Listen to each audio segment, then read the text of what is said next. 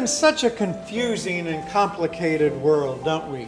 Different forces pulling at us, so much happening, so many things that are puzzling. But it seems to me that the basics of what the Bible teaches are not confusing. Feed the poor, clothe the naked, focus on serving our neighbors. It's like the early church. It's what Jesus would have us do. We live in such a confusing and complicated world, don't we? There are so many different forces pulling at us, so much happening that is difficult to make sense of. And even though our world has made incredible progress in many ways, and we understand so much more about our universe and about ourselves, there are still so many things that are puzzling. Even something as simple as reading the Bible or following Jesus can be confusing. And Christians often disagree about what the Bible teaches us about certain topics, or what we as followers of Jesus should think about this pressing issue or that.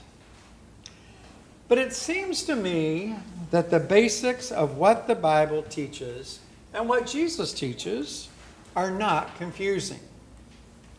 And sometimes it is good to simply get back to basics. There was a popular book out some years back with the catchy title, All I Really Need to Know I Learned in Kindergarten. Remember that one?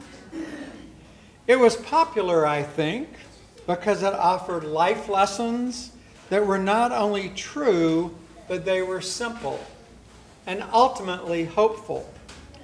And they reminded us that sometimes we adults can get in the way of ourselves by making things too complicated. So Robert Fulghum reminded us of some simple rules, like share everything, play fair, put things back where you found them, take a nap every afternoon, and when you go out into the world, watch out for traffic, hold hands, and stick together.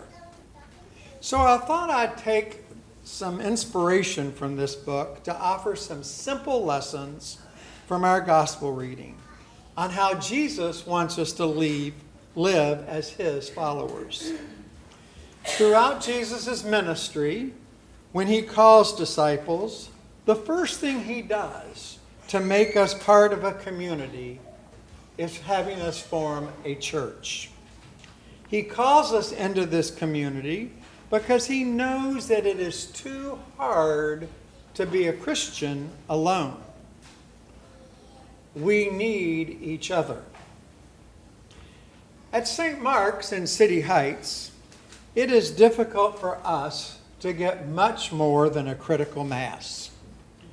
We have 25 to 35 regular worshipers on any given Sunday morning, but we have these partnering congregations like St. Peter's that work with us to serve the poor, feed the hungry, and clothe the naked.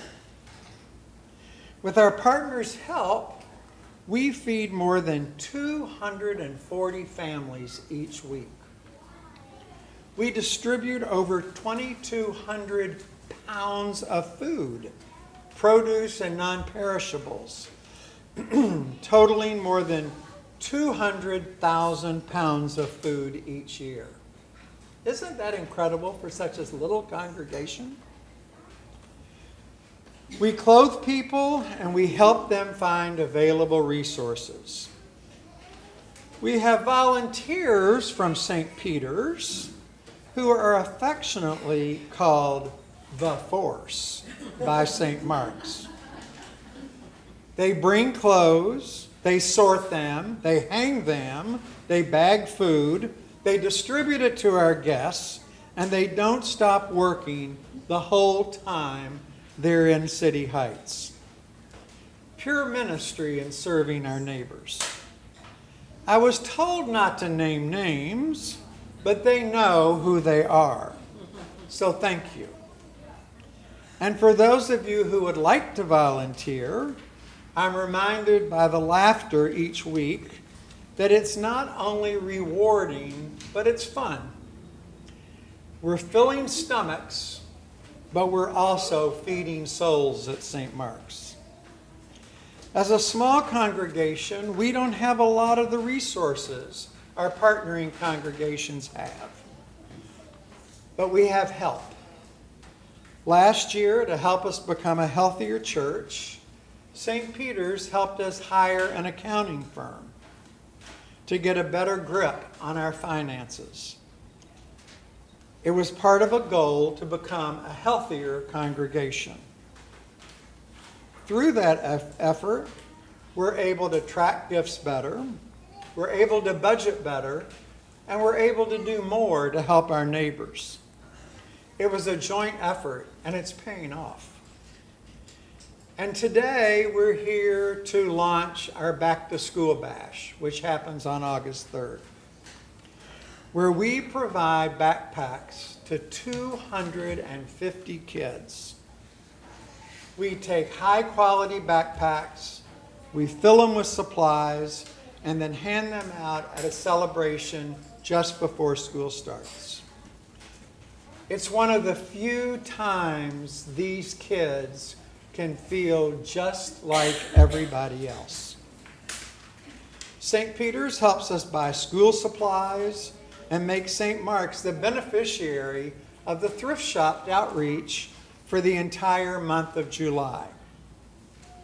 You can donate to that effort, as Mother Page said, on the patio, or you can sign up to volunteer at the Backpack Bash on August the 3rd. At St. Mark's, we keep it simple, and that can be frustrating in and of itself. The church is pretty plain. People sort of wander in and out on Sunday mornings looking for food, and we don't stand on a lot of ceremony. Sometimes it drives me crazy. But I think it's like the early church. We feed the poor, we clothe the naked, and we focus on serving our neighbors in urban San Diego through our outreach. I think it's what Jesus would have us do. This isn't St. Mark's mission. It's our collective mission. And we couldn't do it without you. And of course, the Force. So thank you for all you do and for the many ways you serve. Let's dust off those sandals and do God's work. Amen.